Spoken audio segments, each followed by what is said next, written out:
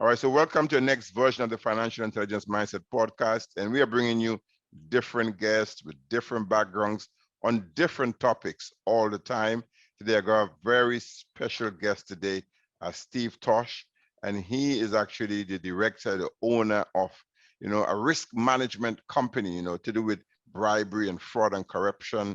He's obviously based in the UK, but his company does a lot of work globally. I think it's actually, his company is called Global Risk Alliance. So that the name and all tells you what his company is all about. So welcome to you, Steve. And Steve, I'll call you Steve if that's okay. Maybe you can just like tell us about your backstory. Growing up, were you always into risk and corruption, or is something that you emerged into? I believe you mentioned that you had a background in law enforcement. So what was it like growing up in terms of thinking about business or thinking about being an employee? Let's talk about that. Sure. Yeah. Sure. Well, firstly, thank you, Royston, for the invitation to speak to you today. It's a great pleasure, and to talk about this subject that a lot of people are really interested in learning about. I suppose my backstory,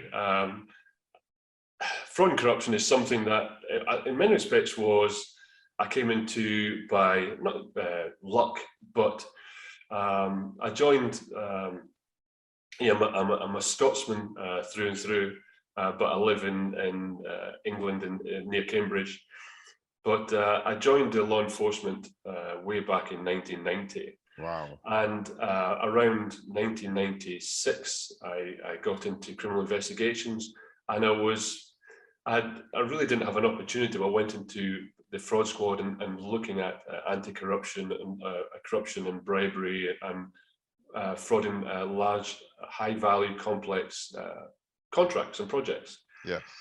And it was an area that I enjoyed, and I can't say why, because a lot of these cases lasted 2 or 3 years. Wow. Just on one case. So a lot of individuals didn't like it because they were just working on one case rather than many. But I enjoyed it, and it's something that I've really enjoyed and learned. And today, I think the thing that I like about it is I suppose the diversity of ways in which individuals can commit crime in these areas. Yes. And move monies from organizations, the public sector, private sector. So every day is a learning day for me as well. So yeah. Which is what I like, because my job is, in that continual learning process, is how can I ensure that organizations are not impacted by these new risks. I like it. So I like it. Yeah, so for me, that's the joy in it, and that's why why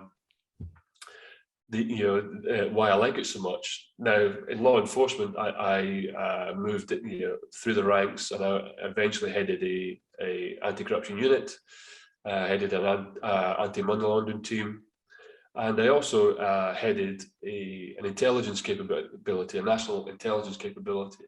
Wow. And it was that area as well that helped me develop the model that I've developed today. Because particularly in the intelligence side, when I talk about intelligence, you're talking about information on crime risk. Yes. And it's how you use that information from an operational perspective on particular cases or particular risks, or how you use it for managerial decision-making, or how you use it for an organization's strategic approach. So how we use that for a 1, 3, or 5 year plan, how to mitigate our risk. I like it a lot. I like that. So that makes sense to me. Yeah. So a very strong background, as I said, in law enforcement, a strong background in obviously bribery and corruption, and we're more or less understanding how people do bribes and how people do corruption, if I'm correct. You know what I mean? And then yes, Go ahead. No, sorry, and that's basically what I moved into the private sector about 9 years ago. Okay, yeah. And my focus, or one of the areas of focus, has purely been on education, because of the breadth of the various types of fraud and corruption that could come on. I mean, I certainly document 23 typologies of procurement fraud and corruption, and within that there are various methods. Yes. And then there are various areas of procurement that there's at least 20 areas that can be targeted within procurement and projects.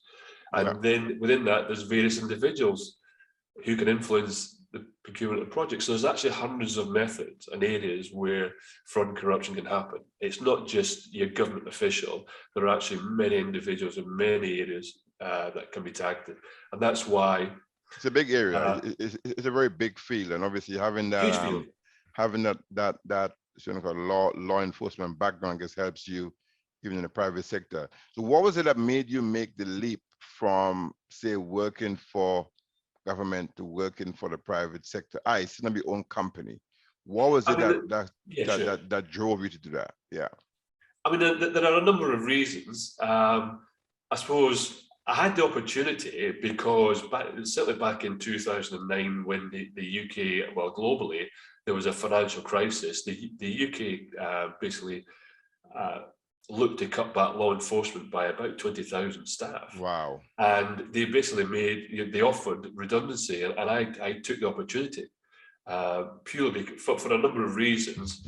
And I certainly saw the fact that there was a huge gap, I suppose, in the market in relation to risk mitigation, prevention, and education that wasn't necessarily being provided globally. So I took that leap, and I set up my own company back in 2012.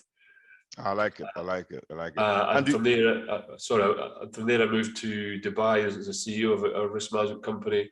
And then in 2019, I stepped back to the UK to start my own company. Well done. Well done. Yeah. So you've done quite well for yourself anyway, just specializing in that particular area. Am I correct? Yeah, absolutely. And every additional client that I've had throughout the last 9 years has given me different perspective on certainly how I've developed I suppose our framework. Because one of the pieces of learning for me was back in 2013. I headed the working group for the British Standard in developing the guide to prevent the BS10501 guide to implement procurement fraud controls.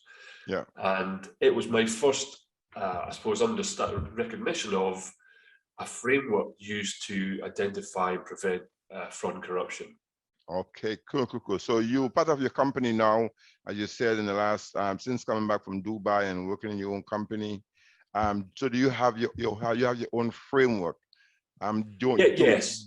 Do you want to talk to us about that? Like what's involved in your framework, and if someone's going to work in with you, what kind of stuff that you might do with them? Yes, certainly. I've certainly for 9 years, two of the areas that I've always educated on was the risks to an organization, and then looking at the mitigation, and then particularly projects is laying over these risks into an organization's live project to see where they can be targeted by fraud. But more recently,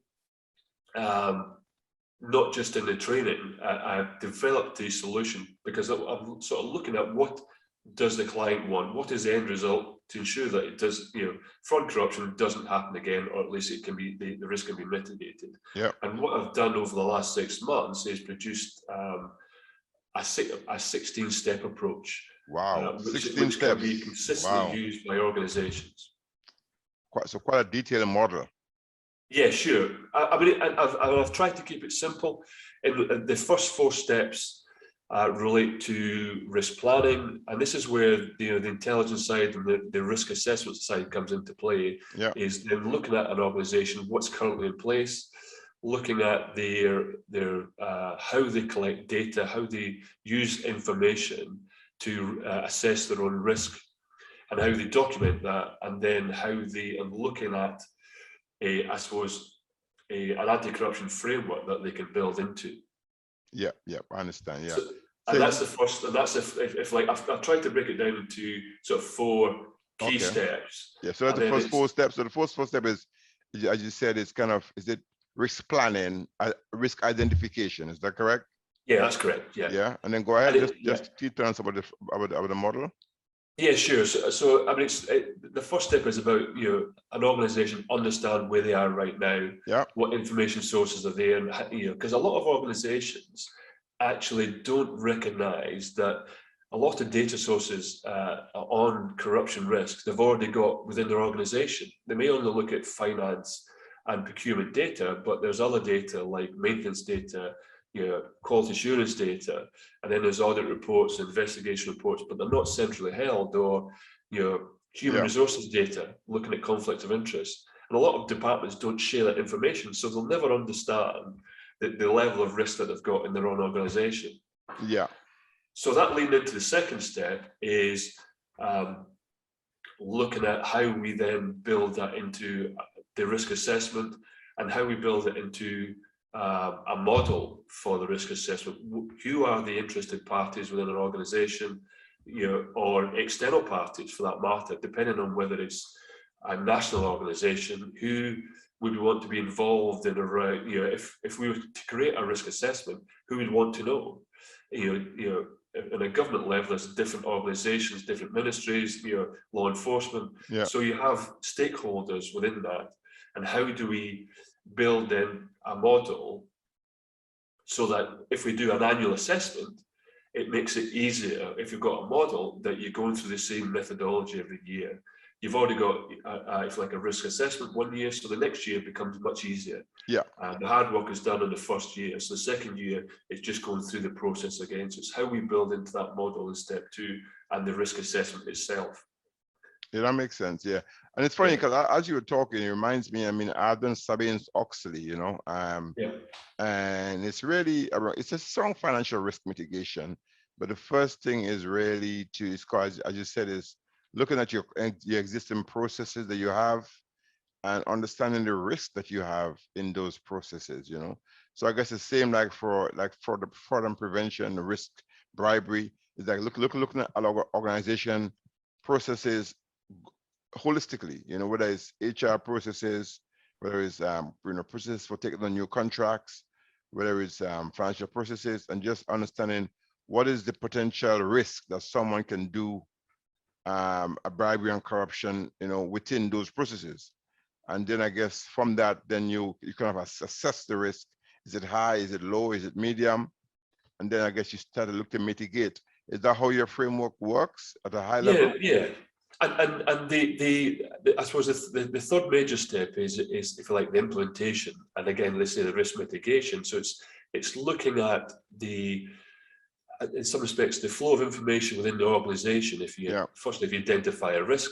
So as an example, I was approached by an organization recently around a whistleblower hotline and how it can be implemented. Now, when I discussed it with the client, one of the areas they hadn't considered was, if we get whistleblower reports, how do we deal with it? Have we got a structure within our own organization to deal with these reports? And they hadn't. So before we even think of that, we should actually introduce a compliance structure and a reporting structure and information flow to the head of legal or the CEO, whatever the structure is in the organization, before we consider that. So really the third step for me is about looking at the current prevention approach and what we need to implement, because we've now got the risk assessment. What do we need to mitigate that risk? But we also then need to look at things like detection. What proactive methods can we introduce around audit, around data analysis? And as a company, we have a schedule of over 70 common risk areas that we would look at or advise clients to look at around different areas, because it's not just finance or procurement. It could be areas like asset management. Some of the biggest corruption cases I've been involved with are around company assets, the theft of assets and how we devalue them or dispose of them, because companies can lose millions just in that area because they're not actually looking at the warehouse, because that's at the end, particularly the end of the supply chain, and they've already bought the item. They're not actually looking at where it's actually going within their organization, and sometimes, or a lot of time, it's getting diverted for personal use or to other companies. Yeah, I got it. So interestingly, because we started talking about like risk and bribery and corruption. Obviously, my podcast is called Financial Intelligence Mindset, but there are lots of synergies between financial intelligence and the way people should use information in their business to make decisions that help them improve their performance, And in the case of what you're doing, people are using data and information already in the business to make decisions that mitigates the risk, which ultimately helps them to achieve their results. So I want to get into kind of more into the mindset of a risk, a risk person like yourself. So I mean, what will make someone want to become a risk expert, or why should an organization become more risk averse? I mean, what kind of mindset should a CEO have, or someone in the organization have, to really want to take on risk management or something that is so core and fundamental to their success? Yeah, sure. I mean, an easy example is the Association of Certified Fraud Examiners. I think it was last year or the year before, highlighted. I mean, this was in relation just to fraud, mind you. This wasn't just corruption, but they highlighted that in I think they reviewed like 1,500 companies, just over 1,500 companies who have been impacted by fraud. And 6% of the frauds, and a lot of them were high value, or would be high value, hadn't been detected for over 5 years. Wow. And that's the ones that were detected. You know, I think the largest percentages were identified within 6 months, but even at 6 months, that's still a long period. But 5 years, the values, particularly large companies, would be in the millions, potentially hundreds of millions. Yes. So having a risk structure, and I'm not saying that we stop it in all cases, but we certainly mitigate a lot of that risk, simply because, I mean, just paying for a few people. And this is why in the third step, I talk about, if you like, the decision-making and change management process. Because unless you have the information on risk to make those key decisions, then you will never identify a lot of the risk, because a lot of the big bribery prosecutions, companies that have been prosecuted, for instance, by the Foreign Corrupt Practices Act, they have, what I've seen is they have these little cases going along. We've identified this fraud or this bribery, but they're low value, and then they get hit by hundreds of millions of fraud or bribery, and they don't understand why they did it. Why this happened, because they haven't been looking at their own data. From my experience, because if you look at your own data and identify where your sources are of risk, particularly if you're proactive in looking at your financial data, your procurement data, your asset management, it will highlight key areas of risk that will allow, if you have, I always talk about like a central compliance board or group, who make decisions around this data. So where you list if you list the risks in your initial planning assessment and then list the additional risks in the full assessment, that will allow a central group of leaders or managers to make key decisions around controls, the prevention or proactive, or policy, looking at which department, like human resources, depending on who is involved, for instance, in the conflicts of interest policy, have they got a policy? So it allows them to introduce, make decisions and introduce change management into the process. So for me, it's the risk and assessment of risk, particularly in organizations that are either public or private sector, or even for that, things like the international development contracts, as an example, are organizations where we have weak governance because the supply chain might be long, or there's no one in country to look at how the monies are getting spent. So it's having that process in place. And we've certainly seen it over COVID, because controls were lax or were weak, because people were working from home in many respects. And what would normally be a tendered item or contract or project was done single source, which allowed the influence manipulation of contracts. And we've seen that globally, not just in the UK, but globally. So having that, that key decision-making group that can allow the change management process and where they identify a risk, and then go back and say, no, these controls aren't working, or we need to change the policy, or we need to add additional resources, get additional expertise to look at the compliance process. If you have that decision-making process, that allows the process to work. Yeah, I got it. So in terms of, I'm still trying to get into some of the kind of cultural shift that an organization has to make in order to because sometimes people, they have the data, they have the information, they're probably not aware of the risks. But now you come on now and you saying to them, no guys, you need to be looking at this information, you need to be having a function that analyzes this kind of data. I mean, what kind of shift they have to make in their culture, in the way they work, or in their behavior in order to take on board what you're showing them? I mean, from your experience, I mean, yeah. Yes, no, and it's one of the steps. The step 2 in our 16-step model is looking at the current culture. And when I talk about culture, I'm talking about 2 things: communication and engagement. Yeah. So communication, not just the tone from the top, but how we communicate throughout the organization. So if there's a new anti-fraud or anti-corruption policy introduced, how's that communicated to all staff, suppliers, partners? Do we want to get the public involved, local government, or government involved in what we're doing? So how do we communicate our attitude or zero tolerance towards bribery and corruption or fraud or any financial crime?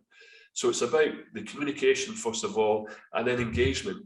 I mean, for me, if we're going to change culture within an organization, we have to have our own staff drive the culture. Yes, of course. So therefore, they have to get involved. So if we want to introduce a new anti-fraud initiative or anti-fraud, anti-corruption culture, we have to get their input, whether it's through a forum or questionnaires, but it has to be a regular. So it's regularly introduced, talked about within the organization and outside the organization. Do we have something on our website that's briefing about what we're doing?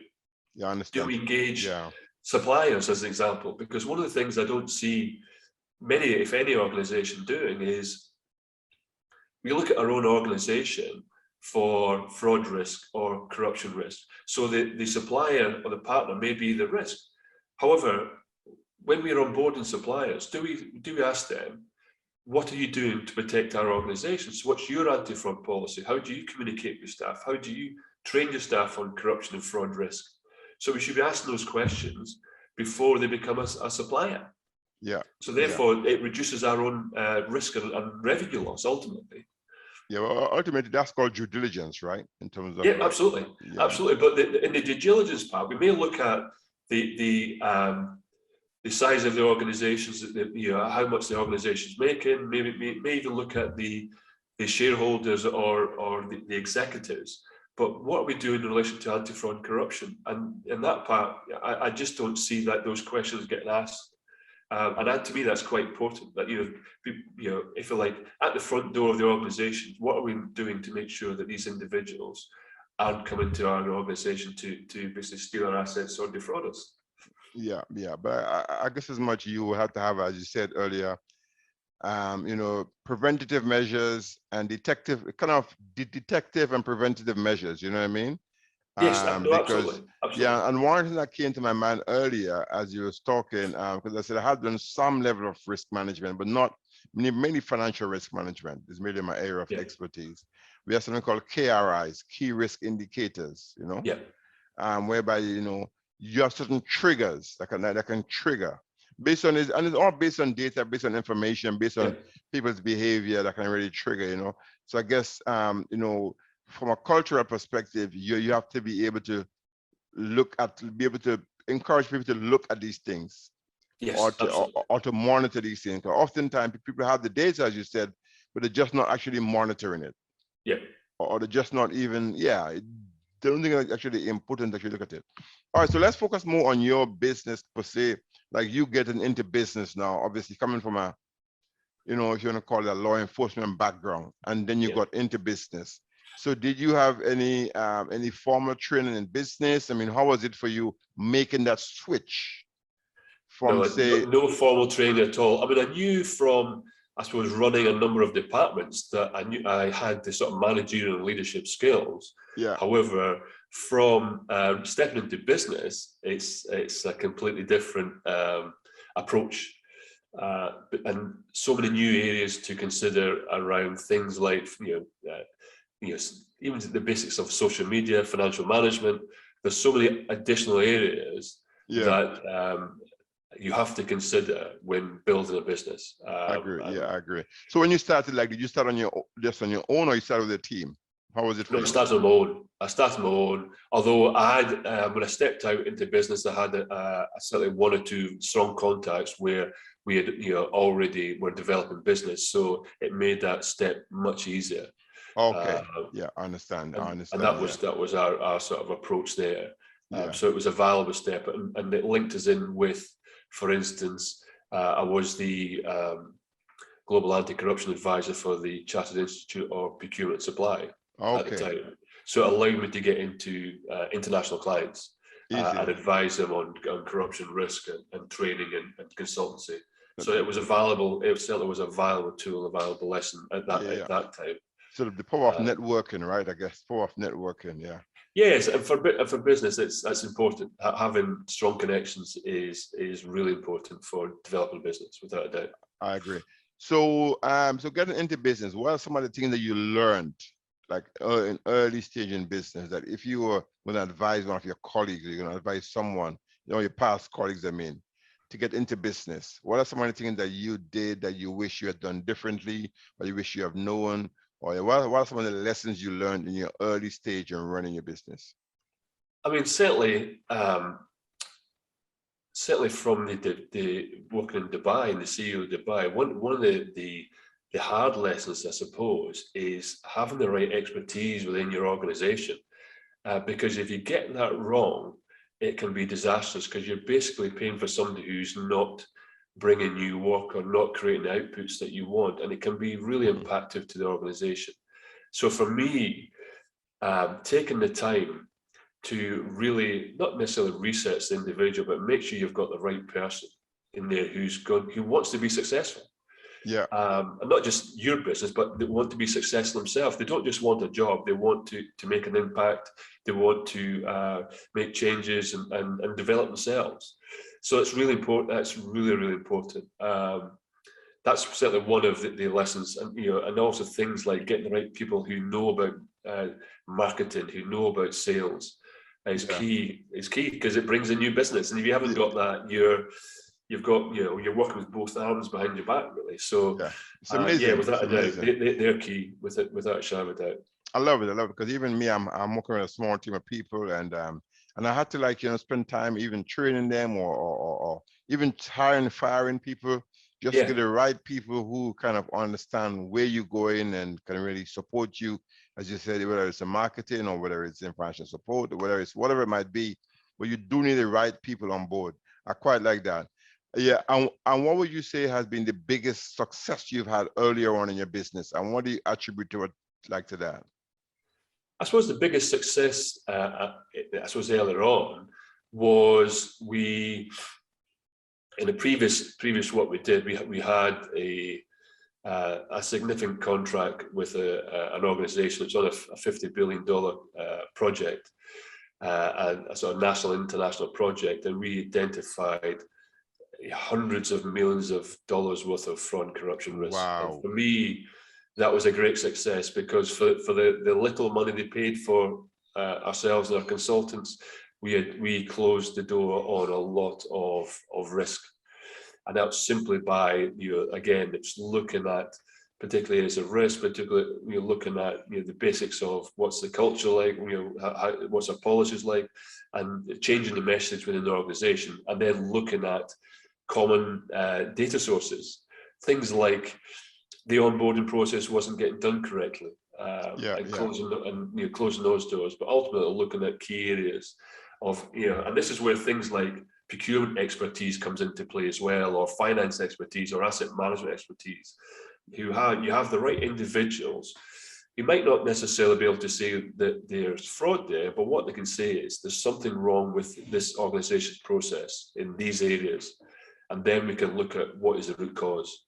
And that's where we have great success, is because the processes are wrong, and then questioning why are they wrong. Is it just an efficiency, or is it something more illicit? And that's where we have had sort of great success. Yeah, that makes sense. That makes sense a lot. So in terms of like your own company, like, is it Global Risk? Tell me, what's the name again? Risk Alliance, yeah. Global Risk Alliance. Global Risk Alliance. So in terms of that, I mean, do you find that most people are coming to you now for, or you go to people? I mean, how is you, like, how do you find new clients now? I mean, yeah. It's a bit of both, really. Yeah, no, because it's a new company, we're not, we haven't been visible on social media, although we have developed a lot of areas, Yeah. and continue to develop. I mean, I have got a number of international contacts, and we're always in discussion and looking to develop new business. We've also just developed a anti-corruption education network, which is a membership organisation. Yeah. To develop individuals' knowledge and expertise and have access to global anti-corruption experts. So that the marketing of that is key for us, because it will bring in individuals and organisations into our environment there. But it has been a challenge, because for any new business, it's making yourself visible to the right clients, and it's identifying the right clients. Correct. Yeah. Because regardless of fraud and corruption, a lot of organisations are not interested. As an example, in the oil and gas sector, over the years they've made so much money that fraud and corruption is incidental in many respects because there's so much revenue there. So they haven't placed the proper emphasis on compliance and risk for individuals to look at organisation risk. But now that the revenues have dropped out the market, yes, they're now trying to protect the revenues. Yeah, that makes sense. For the challenge for us is identifying the right clients who are interested in risk mitigation, who want to protect the revenues and want to have an impact in their organisation, and particularly from a national perspective. In developing countries, as an example, we want to make sure that we protect these revenues, that they don't get diverted to Dubai or somewhere else, to hide them, to hide the monies. Yeah, so, makes sense. So for me, that's really important. So that's the key challenge. That's the key development area for us is identifying individuals and organisations that want to make an impact in these areas. Yeah, but I guess as you say now, the educational aspect is quite key, right? Educating your potential clients or educating the community, educating people on the importance of risk and of identifying people in your organization who might be up to corruption and bribery. So I guess that's a really important aspect. You know what I mean? Yeah. So if people come to work with you, do you actually educate? How do you do you have an educational program? Like, do you have do you help if people want to know what is risk and corruption? Tell me more about it. Have you got a program to kind of educate people on that? Yeah, I mean, basically, it ultimately depends what the client wants, because every client's different, and they may only want half a day on it, or they might want the full training. For me, to make the greatest impact, what the sort of method of is like the 16-step approach is. Firstly, you talk about the risks. So individuals understand what the 23 typologies are. They understand where within their organization they can be impacted, your key roles and individuals that can influence and manipulate the process. So that's the first day. Yeah. Then the second day is about risk mitigation around detection and various methods. And then the third day would be taking a live project. So you have, particularly if you've got the expertise in the organization who work on the projects, they understand the risks already. So when they have this additional knowledge about fraud and corruption, they can then lay that over their own project. So they will then tell you, because I don't really necessarily need to do all the work, because I would understand what the risks are in any project. That once they talk to you, we've got for instance, the CEO involved, or senior change managers or project managers or procurement, quality assurance staff, whoever's involved in the project, to then walk through their role and the key stages of the project. They basically create their own risk register, because they then understand that, oh, there's a risk there, I never thought about that. So the actual fact, what they do, and this is one of the values of doing this, because at the end of the 3-day training course, they come out with a draft document or a risk register for their project. Yeah. And particularly where a project is done more than once, it's a huge value, because then you can then update it from the first project and add it to the second. Makes sense. Yeah. So there's huge value for me. There's huge value in training. I'm certainly in a number of clients.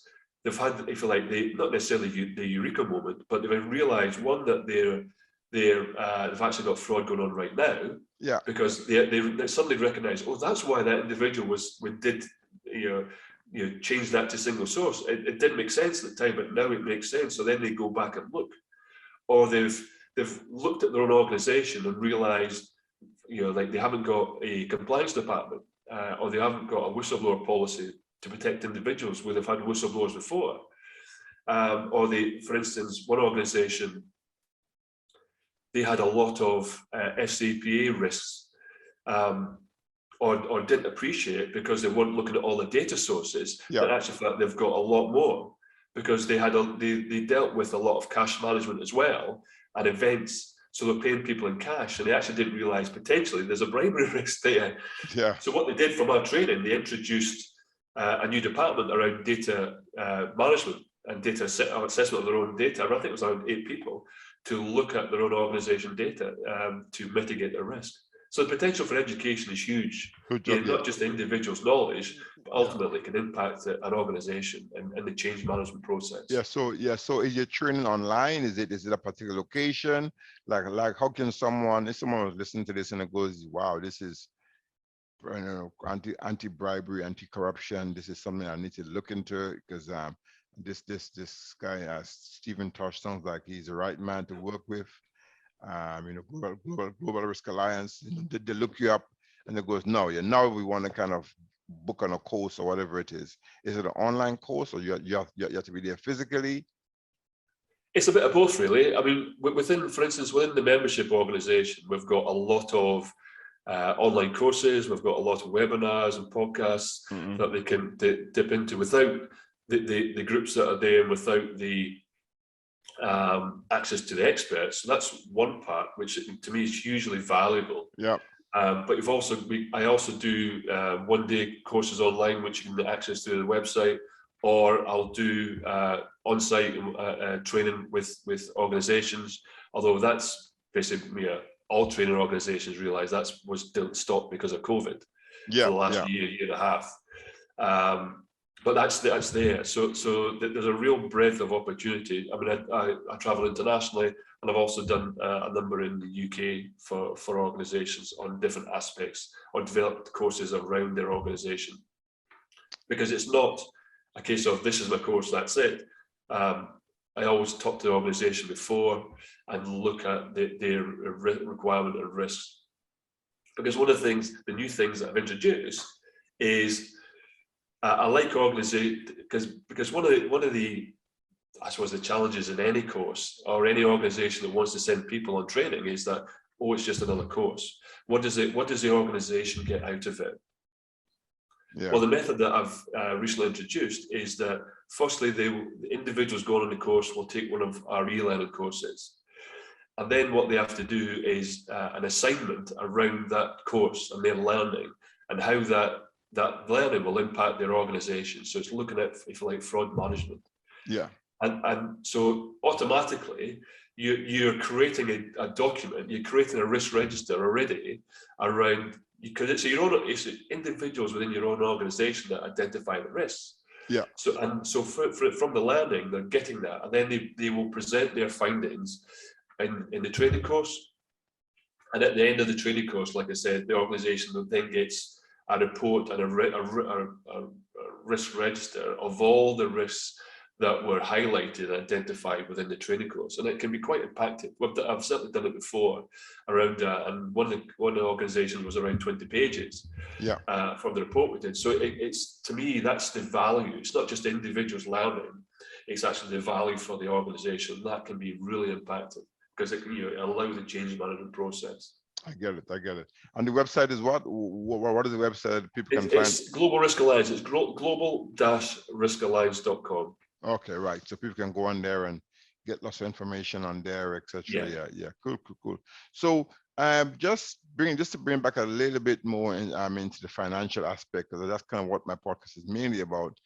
For you, and just listen, I mean, there is some synergy, but what does the word financial intelligence mean to you? financial intelligence is such a broad thing. I mean, for me, I suppose financial intelligence, it's not just about the pre-risks around companies or individuals that want to defraud your organization, but it's also, I suppose, it's the intelligence around when the crime is being committed, the fraud and corruption is being committed, and how those monies are being diverted and used. And I like to use one example where, and this is where why the assessment and regular data analysis, particularly in larger organizations who have a lot of invoicing, a lot of purchasing, is looking at that data regularly or consistently. Yeah. Because this was in relation to a bribery case, or it can relate to anything, and we were invited to look at a particular individual. Yeah. And one of the areas we looked at was looked at a period of 6 months invoicing in relation to all organizations, and then looking at the change of bank account details, because that we felt that may be one of the areas in which money was getting diverted out of the company. Yes. Now, when you take a snapshot for all the companies, there should be 1 or 2 changes in a 6-month period, but there shouldn't be many. But within this organization, there was hundreds. Hundreds of what change of banking details? Hundreds of change of bank account details. So the companies, so suppliers' bank account details were getting changed. Yes. So when we looked at that data, we were given it on an Excel spreadsheet. When we looked at the data, we identified, for instance, that 8 companies were going into one bank account, different companies going into one bank account, and the bank account wasn't a company, it was an individual. Yes. So it was quite clear that there was basically money laundering going on, and there was so many methods in which it was done, but they weren't looking at the system. Yeah, it was only by simple manipulation of the data and reviewing the data and using various techniques which we document, we've identified various methods, and unfortunately the organization didn't invite us to progress the investigation. They did that internally because they realized what they had was, it's not organized crime necessarily, but it's organized criminality. There was a number of individuals within the organization who were diverting monies to their own bank accounts. Yes, who colluded to do that. Yes, and basically. And it's amazing, it's like in my early career, like in the UK, I was like a treasury manager for organization, and I was involved in managing all aspect of the cash management, as well as in terms of making payments. It's a smaller company, so and it's easy. And even back then, it's talking about almost 20 years ago, I identified how easy it was to kind of, maybe raise an invoice, get it approved, but just have the funds diverted to a different bank account. So so it appears like if you're paying the company, the person authorizing believes that they're paying this company for this kind of service, but the money are being diverted to a different bank account. Well, oftentimes these things in bigger companies have to be done by a number of people who kind of come together and they kind of like collude or agree to work together. And as an example, one company, and this was a bank actually, there's usually, for instance, in procurement, there's 3 steps. You create the requisition. So someone identifies a requirement, and they create what's called a requisition to say, we need to buy this item or product or service or whatever. Then they create, someone else should create then a purchase order. So if like create a requirement and if like the contract to buy the item, and then the third part is the invoice. Yeah. So when we looked at that from on the finance side, when we talked to the finance people, it was estimated that around 6% of the invoices didn't have a purchase order or a requisition. So basically, whether there was fraud going on there or not, we don't know. But what it highlighted to me was the only control in the whole organization was at the accounts payable part. So the initial steps of the requisition purchase order weren't being carried out. So the only control was in finance, and they'd outsourced a lot of the the payment part, this was a UK organisation, they outsourced the accounts payable to India. Yes, it happens. Which to me didn't make sense. It happens. It happens. Yes. Yeah, I mean, they thought it makes sense because it adds another layer of security, but it doesn't, because now you've got individuals in India, if they know that the first two parts of the organisation's control structure isn't working, the only control that's working is the accounts payable. So for me as a fraudster, that's the area I would target, because there's only one control left. Yes, yes, yes. I mean, it's a big area. It's a big area. Risk control, financial control. It's really a big area in companies, you know what I mean? So as we're looking to kind of wrap up next few minutes, what are some of the reasons that you found that people are motivated to do this kind of frauds and stuff, just from your own experience? I mean, let's try and get into them. You know, what are some of the, based on your own maybe understanding, belief, why do you think someone in an organization would want to commit such and do bribery and corruption and fraud, and why? I mean, it's something that people have, psychologists and professors have written loads of documents around over the years. Yeah. And to be quite frank with you, I've read some of it, and to me it's of no value, because it doesn't lend itself to risk mitigation. Because just because someone has financial, they've got significant debt at home, they're under a lot of pressure for, the marriage is broken down or whatever, they're under a lot of pressure from family and friends, doesn't make them a fraudster. So when people commit fraud, they say, oh, that's because they were in massive debt. That's a reason. So we can never understand why someone does it. I mean, a lot of the big fraudsters are the most trusted individuals in the organization. Yeah. Whether it's a CEO or someone in accounts payable or someone in procurement, they're trusted leaders or trusted members of staff. So for me, we can't lend ourselves to the psychology of it and why they do it. It's a case of we need to put in a framework where we identify the risks. We have to put the mitigation in place, regardless of whether we trust our staff or not, because we have to trust our staff to build a great business. However, we must have compliance and mitigation in place. And then the continual review process around that. If there's new risks identify themselves, then we need to add that in place. And we can interesting. So you're saying that obviously people do it for different reasons. It's difficult to nail it down. But I like what you said, right? Because like I'm a director of an NGO, and we're looking at some, it's a small team, but we had to do some segregation of duties, When we had to put in place some controls, not because we don't trust people. No. But because that's what you have to do, right? You have to do your controls. Yeah, absolutely. So to avoid people, even if they're trustworthy, you still need to be able to prevent and detect anything that might go wrong. You know what I mean? Yeah, yes. No, and it's absolutely right. I mean, I'm a trustee in a charity. Yeah. And it's I have to justify the money spent and protection of those monies. So it's vitally important. And business is slightly different because they don't need to. But for me, particularly not-for-profit organisation, we have to protect the revenue. That's vitally important. It's very, we have to demonstrate that. It's very, very, very, very important. Yes. So one of my ask question all the time to people. Obviously, it seems that you've done well for yourself. Whether in working in, sort of as an officer, as well as working in your own business.